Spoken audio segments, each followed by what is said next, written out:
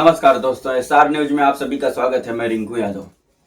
दोस्तों, जैसा कि आप सबको पता है, नीट पेपर लीक को लेकर के सोनम वांगचुक दिल्ली के जंतर मंतर पर पिछले 18 दिनों से अनशन पर हैं और डॉक्टर की रिपोर्ट ये बता रही है कि आने वाला 2 से 3 दिन उनके लिए बहुत भारी होने वाला है। उनकी जान भी जा सकती है और उनकी केवल एक मांग है कि सरकार के लोग उनसे बात करें और देश के जो शिक्षा मंत्री हैं धर्मेंद्र प्रधान वो इस्तीफा दें।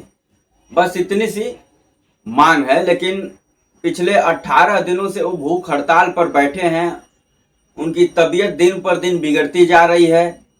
विपक्ष के तमाम नेता उनका समर्थन कर रहे हैं और उनसे विनती अब कर रहे हैं कि अब आप अनशन तोड़ दीजिए।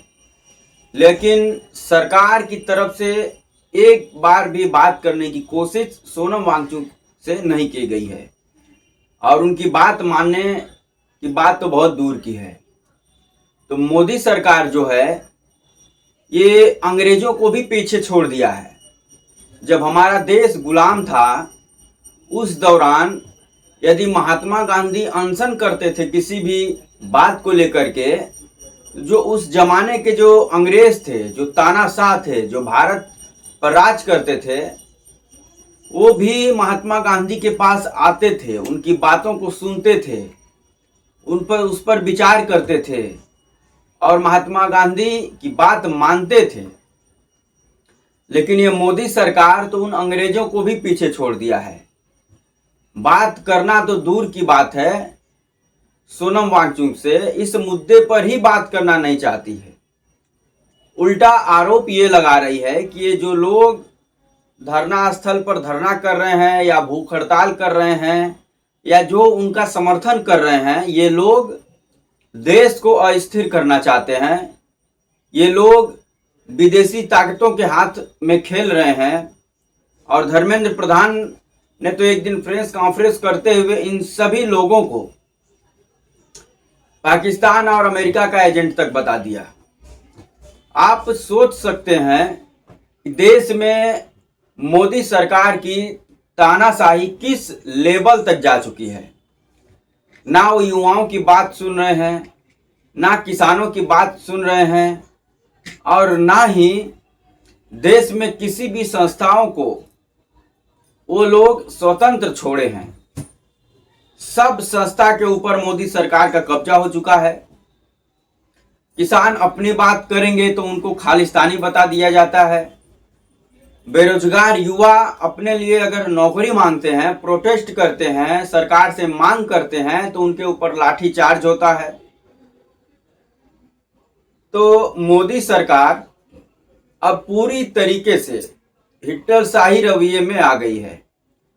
सरकार का सीधे सीधे स्टैंड है कि जो सरकार कहेगी, जो सरकार करेगी, उसका समर्थन सबको करना होगा।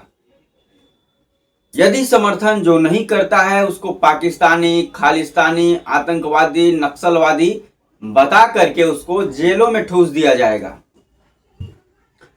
और ये सब जो चीज है, सोनम वांगचुक का जो 18 दिन से अनशन भूख हड़ताल कर रहे हैं वहां पर जंतर मंतर पर, एक छोटी सी मांग है कि जो बार बार ये पेपर लीक हो रहा है मोदी सरकार में, चाहे नीट का हो, चाहे पुलिस का हो, किसी भी विभाग का, इन सब चीजों पर रोक लगना चाहिए। जो छात्रों का जीवन बर्बाद हो रहा है, जो छात्र कर्जा लेकर के उनके माँ बाप अपने बच्चों को पढ़ा रहे हैं इस आशा में कि मेरा बेटा, मेरा बेटी एक दिन परीक्षा क्लियर करेगी और अधिकारी बनेगी और जो हमारी आर्थिक स्थिति है उसमें सुधार आएगी। लेकिन पता चलता है कि पेपर से 10 मिनट, आधा घंटा पहले पेपर ही लीक हो जाता है और उन अपराधियों को पकड़ने के बजाय सरकार छात्रों के ऊपर, इसके खिलाफ जो आवाज उठा रहा है उसके ऊपर कार्रवाई करती है। लेकिन जो पेपर लीक कर रहे हैं, जो मास्टरमाइंड है, जो छात्रों के भविष्य के साथ खेल रहे हैं, उनका क्या होता है, उनकी गिरफ्तारी होती है या नहीं होती है, वो कौन लोग हैं, किससे मिले हुए हैं, इन सब चीजों से अभी तक देश अनजान है। नीट का जो पेपर लीक हुआ था उसके सदमा में कम से कम 18 से 20 बच्चे जो हैं आत्महत्या कर चुके हैं। क्योंकि वो लास्ट स्टेज पर थे अपने जिंदगी के। सब कुछ बेच करके, उनके माँ बाप कर्जा लेकर के उनको पढ़ा रहे थे, वो तैयारी कर रहे थे कि नीट का एग्जाम पास करने के बाद हमारी जिंदगी जो है सुधरेगी और जो पीछे हमारे माँ बाप ने तपस्या की है उसका भी फल मिलेगा उनको।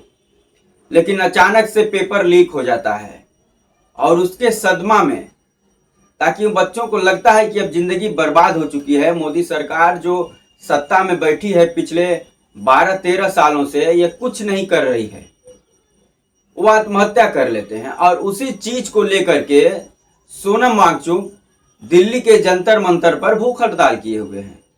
उनकी बस छोटी सी मांग है कि जो पेपर लीक हो रहा है, जिसकी वजह से बच्चे आत्महत्या किए, ये पुनरावृत्ति इसका न हो। सरकार कोई ठोस कानून लाए, उन अपराधियों को पकड़े, उनको कड़ी से कड़ी सजा दे, ताकि दोबारा हमारे देश में किसी भी चीज का पेपर लीक न हो, जिसके वजह से बच्चों को आत्महत्या करने पर मजबूर न होना पड़े। और शिक्षा मंत्री धर्मेंद्र प्रधान का इस्तीफा हो, क्योंकि शिक्षा विभाग में जिस प्रकार से लीपापोती हो रही है, पेपर लीक हो रहा है, धांधली हो रही है, हजारों के भाव में पेपर जो है कि नीट का सैलून में तो ब्यूटी पार्लर में तो बस स्टैंड पर बिक रहे थे और धर्मेंद्र प्रधान को इसकी जानकारी ना हो। ऐसे हो सकता है क्या? आप शिक्षा मंत्री हैं, आपकी जिम्मेदारी बनती है कि किसी भी चीज का जो पेपर हो रहा है, जो एग्जाम हो रहा है, वो पूरी तरीके से सुरक्षा हो उसकी। लेकिन आपको कोई फर्क नहीं पड़ रहा। इसी चीज को लेकर के सोनम वांगचुक धरना दिए हुए, अनशन किए हुए। उनकी बस छोटी सी मांग है कि ऐसी चीजें दोबारा ना हो और शिक्षा मंत्री, जो लापरवाह शिक्षा मंत्री है, जिसको अपने बच्चों के भविष्य से कोई लेना देना नहीं है, उसका इस्तीफा हो और उसकी जगह किसी और को शिक्षा मंत्री बनाया जाए। बस इतनी सी मांग है। लेकिन मोदी सरकार पिछले 18 दिनों में एक बार भी सोनम वांगचुक से बात करने की कोशिश नहीं की, ना ही अपना कोई प्रतिनिधि उनके पास भेजी, और अब तो जबरदस्ती उनको खाना खिलाने की कोशिश की जा रही है। और मैं तो मांग करूंगा कि यदि सोनम वांगचुक को कुछ हो जाता है तो हत्या का मुकदमा दर्ज होना चाहिए मोदी सरकार के ऊपर।